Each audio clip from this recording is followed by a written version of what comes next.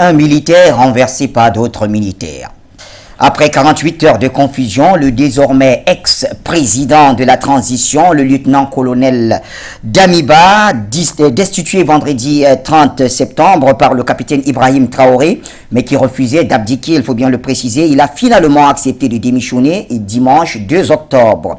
L'ancien président du mouvement patriotique pour la sauvegarde et la restauration, le MPSR, appareil qui lui avait permis de chasser du pouvoir. L'ancien président Roch-Marc Christian Kaboré, le 24 janvier dernier, n'a pas réussi à inverser la situation en sa faveur. Mais d'un coup d'État à un autre, la liste est loin d'être exhaustive au pays des hommes intègres. Sankara, Compaoré, Kaboré, Damiba et aujourd'hui Traoré, tous ont dit prendre le pouvoir au nom du peuple. L'opération menée par le capitaine Traoré sera-t-elle la bonne? En tout cas, nous parlons des révolutions et comment éviter que celles-ci soient récupérées par des anti-panafricanistes comme ce fut le cas en 2014. C'est la grande question que l'on se pose ce soir et la réponse dans quelques instants.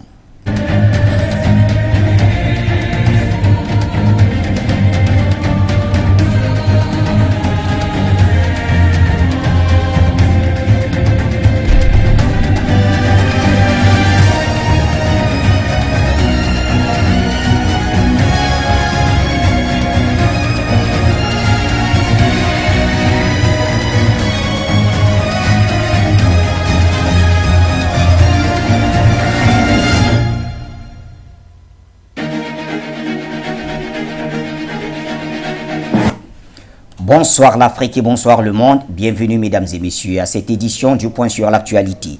Nous sommes le lundi 30 octobre de l'an de grâce 2022 et c'est la première édition de cette semaine qui nous conduit comme l'autre semaine était finie, c'est-à-dire par le Burkina Faso. Le pays des hommes intègres qui nous intéresse aujourd'hui est sous un angle bien précis. Il y a eu des coups d'État au Burkina Faso, beaucoup de coups d'État. Il faut bien le rappeler, Ouedraogo chassé par Sankara et Compaoré, Sankara lui-même finalement assassiné par la bande à Compaoré, etc., jusqu'à ce qu'on en arrive à Ibrahim Traoré. Et la grande question, est-ce que cette fois encore la révolution sera volée?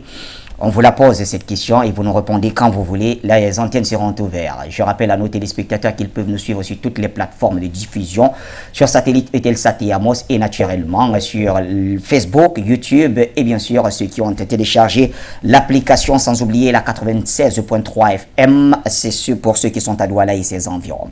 Merci donc de nous honorer de votre présence, tout comme notre consultant permanent Jonathan Batengeli. Bonsoir Dio. Bonsoir Bachir Mamaladan, bonsoir à toute l'Afrique qui nous regarde. C'est un réel plaisir d'être ici ce lundi matin, ce lundi soir. Ouais. Mais on peut comprendre. Hein. Voilà, ça matin parce que nous avons le sourire, de voir que la révolution tant souhaitée que nous appelons tous les jours la révolution panafricaniste est en train de se déployer au fur et à mesure. L'État burkinabé est en train d'être réalisé après la parenthèse namibienne qui était un très mauvais souvenir. Merci bien pour le néologisme. Namibien, pour dire Namibien, c'est ça? Oui, c'était Namibien. D'accord, merci. Pendant 6 mois, pendant près de 8 mois, on a été mené en bateau par un être qui vraiment avait sa propre logique et qui aimait bien le larbinisme. Bien sûr, il était affalé à plat ventre devant son maître intermédiaire, le dictateur despote sanguinaire d'Abidjan, Alassane Dramane Ouattara. Aujourd'hui, nous sommes en train de tourner la page, nous allons vers quelque chose de plus sérieux. Les Africains vont voir que construire des gratte-ciel ou bien faire de l'Afrique un havre de paix, un havre de prospérité, ce n'est pas un miracle que seul l'occidental avait. C'est un miracle qui est possible par des Africains décidés. Nous sommes très confiants. Nous saluons alors tous les techniciens. Vous savez que la magie de cette émission tous les soirs est réalisée par de jeunes comme nous. Notre frère Yannick Song, notre frère Chancelin Foukoun, signé Pierre qui est là à la réalisation ce soir. En tout cas, ils sont très nombreux et ils font notre bonheur. Ils ne sont pas très vus, mais ils abattent un travail remarquable. Nous saluons également tout le personnel For You Media, Nous saluons également la direction générale, les autorités du Cameroun, particulièrement les forces de sécurité et de défense qui veillent à l'unité et l'indivisibilité de notre cher et beau pays. Bon, un petit coup de gueule. Rapidement, puisqu'on va aller vers Nestor Podasé, il faut bien le dire, il est sur le terrain. La MONUSCO est en train de laisser tomber la ville de Bunagana. Les forces de RDC, les forces républicaines ont abandonné leurs responsabilités régaliennes. La ville de Bunagana est entre les mains du M23. Nous sommes à la 2e semaine de résistance du peuple à Goma. Nous soutenons tous les résistants de Goma. Nous leur disons courage, tenez bon. La MONUSCO doit quitter Goma et les forces républicaines de RDC doivent revenir. Mais pour ça, nous comptons sur le retour de le Kabila, Joseph Désiré. Merci, cher Batenguénéa. Vous affirmez vos positions de toutes les façons et c'est ça qui fait la beauté d'être un analyste, contrairement à nous autres. Allons accueillir Nestor Podasé qui est sur le terrain. À Bobo Dioulasso, c'est au pays des hommes intègres. Nestor, bonsoir. Bonsoir Bachir. Oui. Il y a beaucoup de bruit autour de moi parce qu'on a placé le piquet de résistance ici. Oui. Donc la musique joue à fond. Je me suis retiré sous l'hangar de la gare de Sitaray. Oui. Donc je ne suis pas bien assis. Voilà pourquoi vous me voyez un peu flou. Le plus important, c'est le message. Le plus important, c'est le message. Voilà. Alors dites-nous, Nestor Podasé, comment ça se passe sur le terrain? Regardez l'hangar derrière moi. Oui, allez-y. Oui, on peut bien voir. Ok. D'accord, tout est prêt pour le show de la résistance. D'accord. Alors Nestor, parlez-nous de ce rassemblement pour commencer. Alors, de quoi est-il question? Ici, on est ici jusqu'à ce que l'armée française quitte le Burkina Faso, sinon on ne rentre pas à la maison. Voilà, c'est pour ça qu'on est là. Damiba est parti, mais le parrain de Damiba est encore là, qui est la France. Oui. Donc, tant que le parrain de Damiba, qui est la France, ne part pas, on ne rentre pas à la maison. D'accord, voilà donc qui est dit. Alors, Nestor Podasé, je le disais tout à l'heure dans les propos liminaires, votre pays a connu beaucoup de coups d'État. On sait qu'à l'arrivée de Thomas Isidore Noé Sankara, il venait parachever une révolution. Ils ont pris le pouvoir, mais ça n'a pas tenu très longtemps. 4 ans plus tard, il a été évincé par son allié, son propre frère Blaise Compaoré. Alors, ça en est suivi à une série et finalement, on arrive à Ibrahim Traoré, le capitaine. Est-ce que vous ne redoutez pas que cette autre révolution soit volée, pour utiliser le... Oui. Allô, oui. Vous m'écoutez, c'est bon? C'était interrompu là. Hein. D'accord. Est-ce que vous ne craignez pas que cette autre révolution vous soit volée? Non, 2014, ça nous a enseigné. Oui. Janvier 2022, ça nous a enseigné. Donc, un garçon, on dit c'est 3 fois. Si 3e là, c'est raté, c'est fini. Donc, on ne va pas rater. Je pense que c'est la bonne. Non. mais sur quoi est-ce que vous vous appuyez pour dire que cette fois, c'est la bonne? Qu'est-ce qui vous donne autant d'optimisme? C'est la détermination du peuple et de la jeunesse. Parce qu'aujourd'hui, je ne sais pas si vous avez reçu la vidéo, j'ai envoyé ça. Le camp de Cambouessin a été encerclé par nos manifestants jusqu'à atteindre même les soldats français. Oui. Et je ne sais pas si je vous ai envoyé la vidéo. Alors, je vais vérifier au cours de l'émission. Allons-y, je vais vérifier. Donc vous dites que la détermination du peuple à elle seule vous suffit, vous rassure? Oui, elle nous rassure largement parce que la détermination qu'on a aujourd'hui, on n'a pas eu ça en 2014, on n'a pas eu ça en janvier 2022, mais tous ces erreurs, ça nous a enseigné, ça nous a assagi. Aujourd'hui, nous sommes bien préparés pour vraiment arriver là où on doit arriver. Donc, je pense que si c'était en 2014, je ne pense pas qu'on allait oser attaquer le consulat ou l'ambassade de France. Mais avant, nous n'avons même pas hésité à le faire. Donc, ça veut dire que le peuple est vraiment déterminé. Le peuple est vraiment engagé. Et cette fois-ci, c'est d'en finir avec l'impérialisme, une bonne fois pour toutes, ainsi que tous ces valeurs locaux que vous connaissez. Voilà, voici un peu comment ça est. Très bien. Jonathan Batenguéné, première réaction peut-être après avoir écouté Nestor Podasé, qui semble quand même très optimiste sur notre question centrale. Est-ce que cette fois-ci, c'est la bonne? Nous sommes en train de travailler sur un processus Bachir. Le processus est en train d'être réalisé. Le processus révolutionnaire panafricaniste. Oui. il est en train d'être réalisé sereinement avec des forces actives qui ne sont pas des forces occultes, parce que des gens pourraient croire que nous avons des cellules de réflexion comme les fameuses cellules de l'Élysée. Oui. Nous n'en avons pas. Si il y en a, c'est peut-être les plateaux de télévision que nous écumons et à partir desquels nous déployons la verve panafricaniste qui fait son effet. Alors, ces cellules qui travaillent, ce sont les cellules du peuple. C'est la souveraineté nationale qui elle-même se retrouve mise en question dans le processus révolutionnaire burkinabé. Donc, quand vous posez la question, est-ce que cette fois-ci c'est la bonne? Est-ce que le peuple burkinabé dans la rue aujourd'hui peut-il, dans les conditions qu'il connaît déjà, la boussole que nous avons tous fixée ensemble, c'est-à-dire la souveraineté du peuple, l'indépendance totale du Burkina Faso, est-ce que ce peuple est en train de le manifester? Quand vous regardez, notre frère Nestor Podacier répond très clairement. La base de Cambouensin a été encerclée.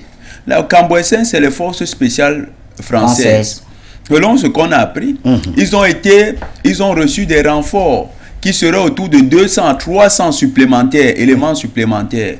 Plus les 300 qui étaient là, ils sont autour aujourd'hui de 600. Oui. Peut-être un peu plus. Et dans ce camp-là, ils ont déjà essayé de s'aborder cette révolution. C'était samedi le 30 septembre. C'était vendredi le 30 septembre, dans la nuit, à partir de 1h, on peut dire même le 1er octobre, à partir de 1h. Oui.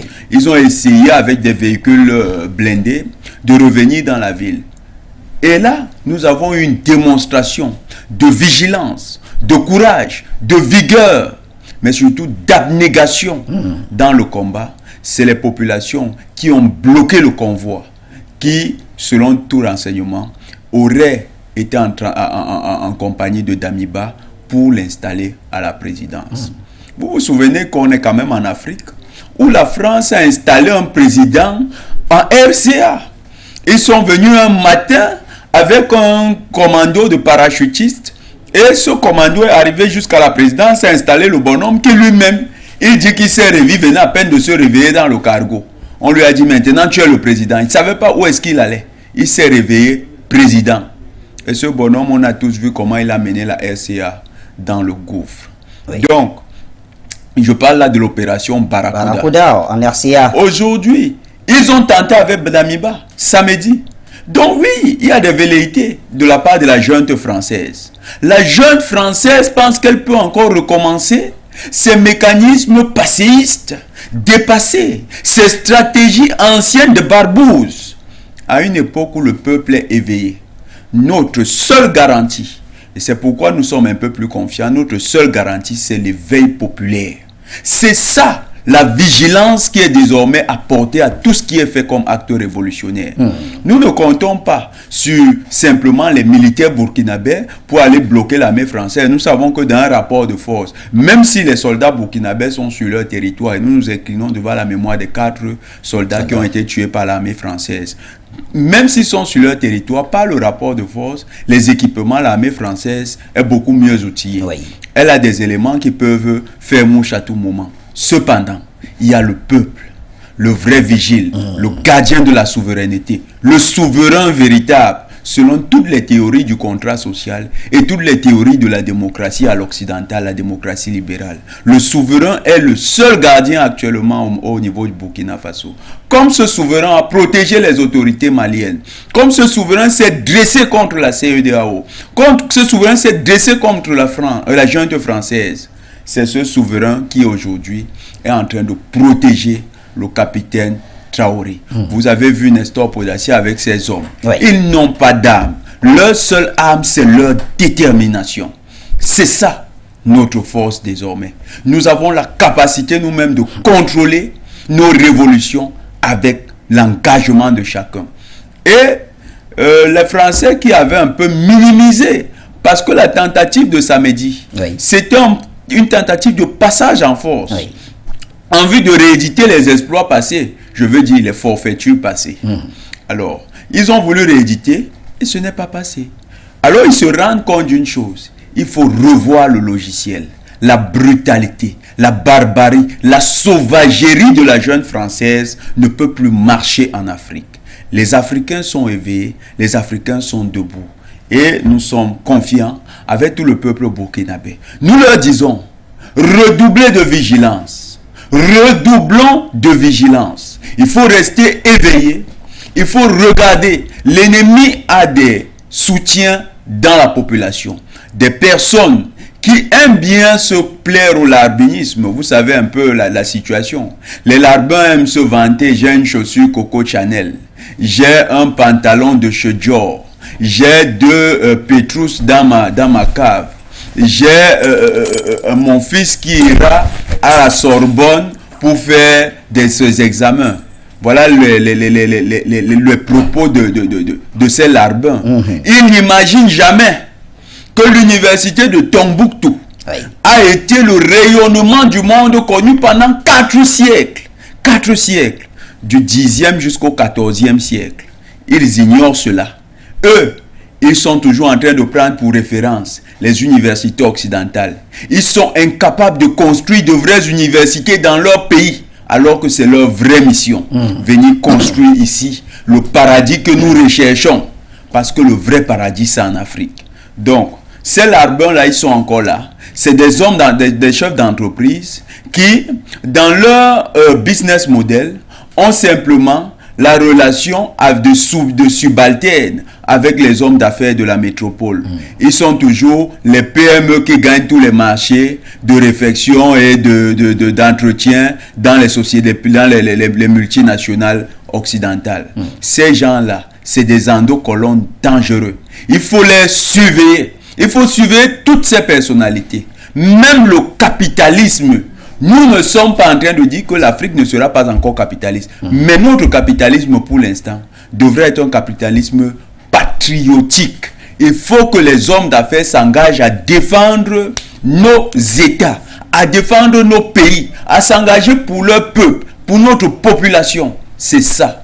C'est eux qu'il faut surveiller maintenant. Il faut rester vigilant, il faut rester éveillé. Le souverain est là, le souverain est en train de veiller à sa révolution. Merci très cher Jonathan Batengene. On affiche le numéro, voilà c'est fait. Pour nos téléspectateurs, ils sont nombreux à m'écrire pour demander à quel moment vous pouvez intervenir. Vous appelez quand vous voulez, rassurez-vous, Nestor et Jonathan seront très indulgents dans ce sens-là. Allons donc vers Nestor Podassi. Nestor, le peuple est debout, un peuple déterminé, dites-vous. Mais qu'adviendrait-il si aujourd'hui vous vous rendiez compte que vous aviez peut-être misé sur le mauvais cheval? Il faut bien le dire, vous en avez l'expérience, que ce soit Rochma Christian Kaboré ou même Damiba. Beaucoup d'entre vous les ont soutenus à l'arrivée pour finalement déchanter. Il y a du bruit, je n'ai pas bien saisi.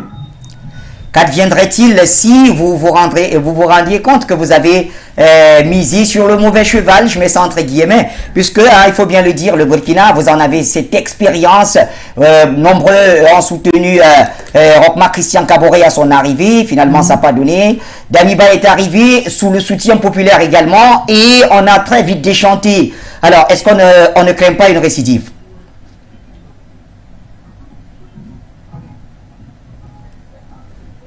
Non. Bon, moi je dirais que accepter le jeune militaire qui est là, nous n'allons pas le laisser seul. Nous les panafricains, on va l'encadrer, on va le suivre pour qu'il puisse aller dans notre direction. Raison pour laquelle nous avons démarré la balle avec double vitesse en même temps. Chasser les valets locaux et chasser son parrain en même temps. Donc on fait un travail, une pierre, deux coups en même temps. Voilà, une pierre, deux coups en même temps. Donc voici pourquoi nous avons décidé de ne plus rentrer tant que la France n'est pas partie. Alors, justement, le capitaine Traoré, C'est notre objectif. Sinon, nous n'avons pas d'agenda caché. Un président qui va... Allez-y. Le capitaine Traoré, c'est lui que nous voulons. C'est lui que nous voulons parce qu'il est jeune, on se comprend, il a dans la même vision que nous. Nous pensons que c'est lui qui est bien pour continuer le combat. Et nous ne voulons pas quelqu'un d'autre si ce n'est pas lui. Voilà pourquoi nous sommes déterminés à l'accompagner afin que cela réussisse. Maintenant, nous avons appris aujourd'hui que la CEDEAO veut venir bombarder, veut l'assassiner et maintenant provoquer un chaos au Burkina Faso ici et profiter maintenant du Burkina Faso pour attaquer le Mali. Donc, j'alerte tous les panafricanistes partout où vous êtes à commencer à vous préparer d'ici le week-end prochain. Manifester pour soutenir le Mali ou le Burkina Faso et mettre la CEDEAO en garde. Voilà, donc c'est un message que je lance et je profite aussi pour dire à tous les panafricanistes, c'est vrai, on ne s'était pas convenu sur ça au préalable, mais s'il y a lieu, faites parvenir vos dons à For You Media pour que ça nous parvienne. On a des jeunes qui sont sur le terrain ici, regardez derrière moi, c'est un piquet de résistance qu'on a mis en place. Il faut les nourrir, il faut les donner à manger, donc c'est pas simple. Si on est limité dans ce déplié, alors que si on est là, on arrive à les donner à manger, voilà, c'est la foule qui est derrière moi comme ça, on pourra tenir le coup. Donc nous avons besoin que ce soit convergence des luttes, solidarité des luttes, c'est très très important. Très bien. Je vois la liaison qui se dégrade au fur et à mesure avec Podassi. Donne des hommes d'affaires, donne des hommes politiques. Très bien. Merci à Nestor. Oui, oui, c'est bon, Nestor, allez-y. Voilà. Donc, je disais que j'étais en train de lancer un cri de cœur. Oui. Si les panafricanistes partout où vous êtes, si vous pouvez donner, même si c'est des petits dons, cela nous fera beaucoup plaisir, quoi, pour que nous puissions tenir le coup dans le combat. Merci beaucoup. En tout cas, le message, il est passé. Merci à vous, Nestor Podassi. Nous restons avec nos invités et surtout avec ces téléspectateurs. Zerfel nous appelle, c'est ce que je vois ici. Zerfel nous appelle d'Allemagne. Bonsoir, Zerfel. Ok, bonsoir Bachi, bonsoir Jonathan, bonsoir à tous les techniciens de chez For You. Je salue tous les téléspectateurs de For You. Moi, je lance un appel à la jeunesse chez Burkinabé. Vous avez fait la révolution, oui. Vous avez fait la révolution, je suis d'accord. Maintenant, le temps est au travail. C'est-à-dire que ce que vous faites aujourd'hui, ça fait la piété des Africains. Ça, je suis d'accord avec vous. Mais je vais dire, comment dire, à votre capitaine, Monsieur Traoré. Le capitaine Traoré, tu n'es pas un journaliste. Tu n'es pas là pour répondre. Prends l'exemple de ton frère, Goïta. Il est resté tranquille, et muet, sans s'intéresser aux médias, comment dire, des Européens, des Français. Il n'est pas là pour répondre à des interviews. Il est concentré pour son peuple. C'est ça que moi je demande à ce jeune capitaine. C'est pas la peine de donner des interviews or que tu as du travail à faire. Parce que ce qui t'a poussé aujourd'hui à ton âge pour venir prendre ce pouvoir, parce que tu as mal au cœur. Tu vois ton peuple en train de mourir. Tu vois ton peuple qui souffre. Tu vois ton peuple qui est déraciné. Parce qu'il y a des villages qui ont disparu aujourd'hui au Burkina. Alors c'est pourquoi tu as pris ce courage pour venir aider ce peuple-là. Donc tu n'es pas là pour des interviews avec les médias français. Ça c'est la moindre des choses. Parce que quand on vient quelque part, quand on veut faire quelque chose, parce que tu as entendu ou tu as vu, c'est ça sur l'exemple de ton frère Goïta que tu dois faire. Vous n'êtes pas là pour faire comment dire, des interviews de gauche à droite avec les Français. Ils paient, c'est pour vous peser, pour savoir votre poids, votre capacité de réflexion. C'est pour cela qu'il vient vers vous pour vous interviewer à chaque seconde. Non, plus d'interviews. Plus d'interviews, il faut te concentrer pour que tu puisses aller chercher les gros bras où tu peux protéger ta population. Quand je dis les gros bras, c'est pour dire que aller vers comment dire, les choses des pays développés qui ont la technologie pour que vraiment tu puisses venir protéger ton pays. Alors, parce que présentement, le serpent n'est pas mort. Ça, c'est la moindre des choses. Vous, les jeunes Burkinabés, moi, je vous lance un appel. Laissez, les jeunes travailler. Retournez ou surveiller, comme vous le faites, comme les Français sont encore là, surveillez-les et laissez les militaires travailler. Ça, c'est la moindre des choses. Ça, c'est la moindre des choses. Et c'est ce cri-là que c'est pourquoi j'ai appelé. Alors, je vous dis merci, Monsieur Bachi, et je laisse la parole aux autres qui peuvent intervenir. Merci. Merci, très cher Zerfel depuis l'Allemagne. On reste au téléphone. Il y a deux appels. J'ai vu Jean Sakpono, j'ai vu Gallo Célie.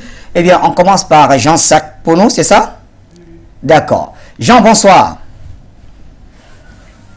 Bonsoir Bachir. Me recevez? 5 sur 5. Merci Bachir. Merci. Nous sommes à l'écoute et puis on est vraiment accrochés parce que les temps sont... nous rentrons dans une zone de turbulence. Bachir, merci et je salue votre invité. On veut vous inviter. Bachir. Effectivement, comme je viens de dire, j'ai fait... nous lançons la qui peut servir de ne pas donner de ne plus parler avec les Français. Et la CEDEAO. Parce qu'on ne sait pas comment est-ce que le message va aller dans ses oreilles. Il n'a qu'à prendre l'exemple sur le Mali.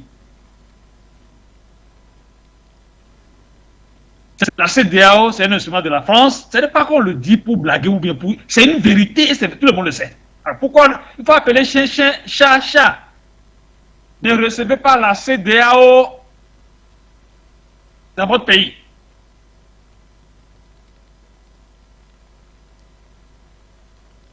Président, vous les rencontrez. Ne les écoutez pas. Ils sont eux-mêmes sous pression, manipulés parce qu'ils ont les intérêts à Paris, à l'Occident, donc ils ne veulent pas les perdre. Alors qu'ils ont déjà tout perdu. Ils ne pensent pas. Et ils sont là, ils sont à la manœuvre pour sauver l'insauvable. Ça fait très bien, les Français savent très bien qu'ils vont échouer.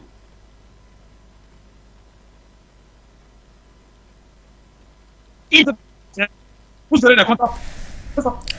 La liaison, ça ne passe plus. alors la liaison n'est pas très bonne avec Jean Sakpono.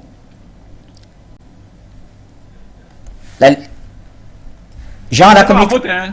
Ça chez vous. Ça doit chez vous. Oui, Oui. Vous m'entendez? Oui, allez-y, Jean. Ah.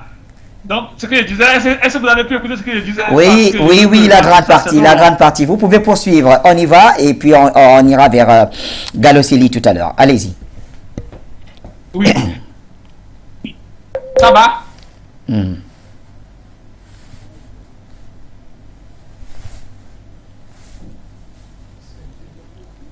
Alors, je crois que la liaison est très interrompue. L'AREA, qu'est-ce qu'on fait? On prend le prochain appelant. D'accord, essayons avec Gallo Célie. Jean Sakpono, vous pouvez rappeler quand vous voulez, s'il vous plaît. On verra si le problème vient d'ici ou d'ailleurs. Gallo Célie, bonsoir.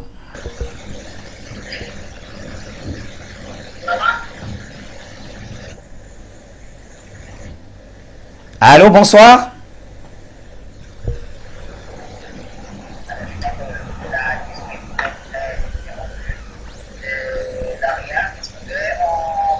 Allô, notre ami se réécoute apparemment.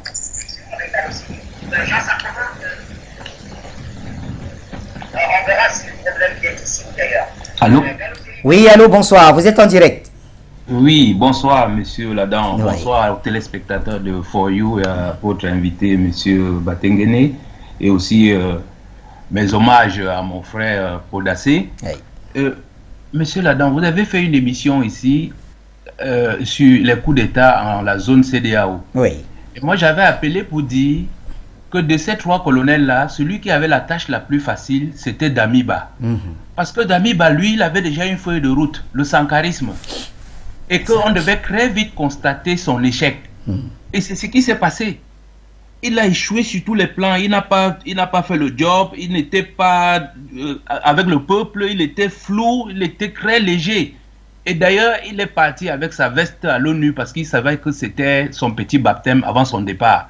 Donc de ce côté-là, c'est clair. Maintenant, revenons à la question centrale que vous avez posée à M. Podassé. Est-ce que cette fois-ci c'est la bonne ou bien on va encore se faire prendre comme d'habitude? La réponse de Podassé a été très, optimiste. C'est à raison. Je vais convoquer pour cela 2 présidents. Le maréchal Déby, qui disait que la France a toujours cette tendance à tout manipuler et venir accuser les autres. C'est elle qui modifie les lois, c'est elle qui envoie des gens modifier les constitutions pour maintenir les gens. Après, elle va encore dire que les gens sont des dictateurs. C'est ce qu'elle a voulu faire pendant ces 2 jours au Burkina. La France croyait pouvoir ramener Damiba dans les caisses.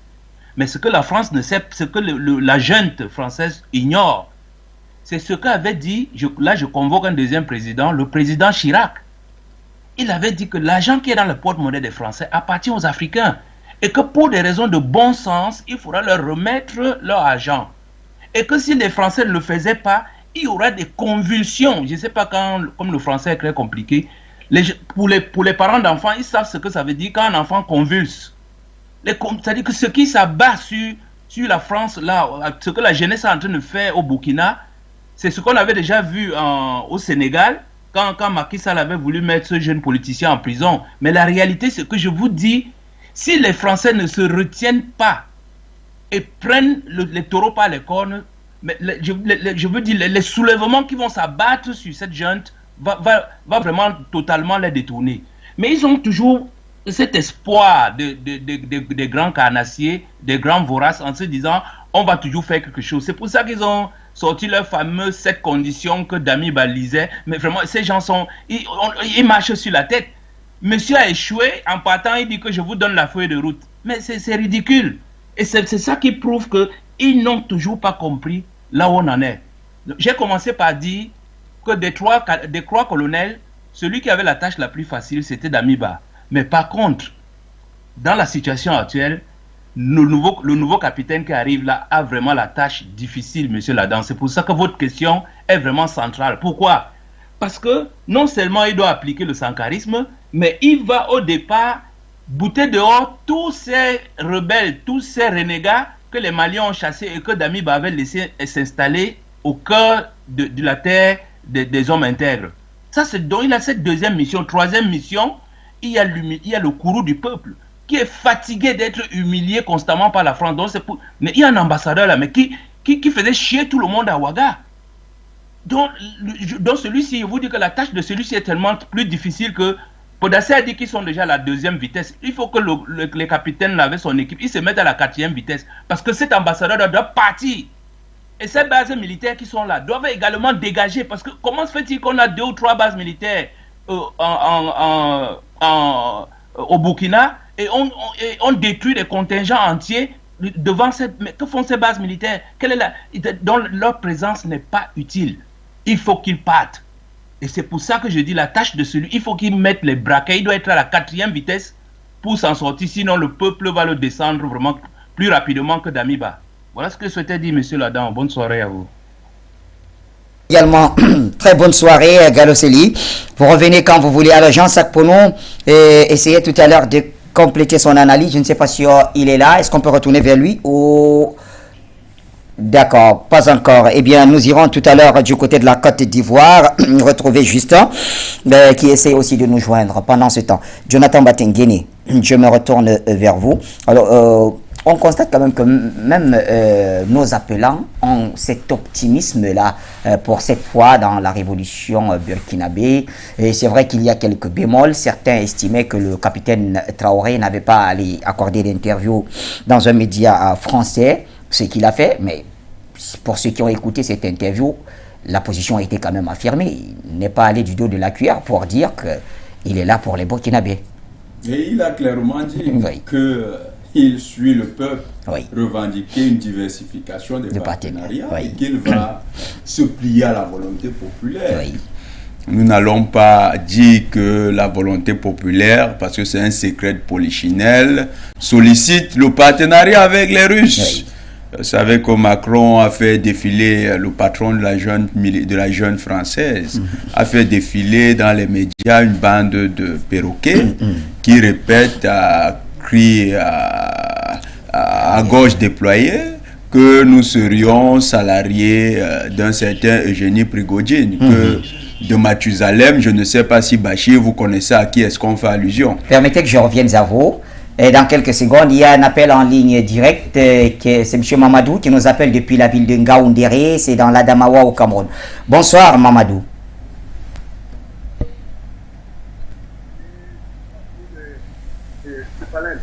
Merci, bonsoir. Okay. Je voulais seulement une constitution par rapport à B. Qui voit là quelques retards entre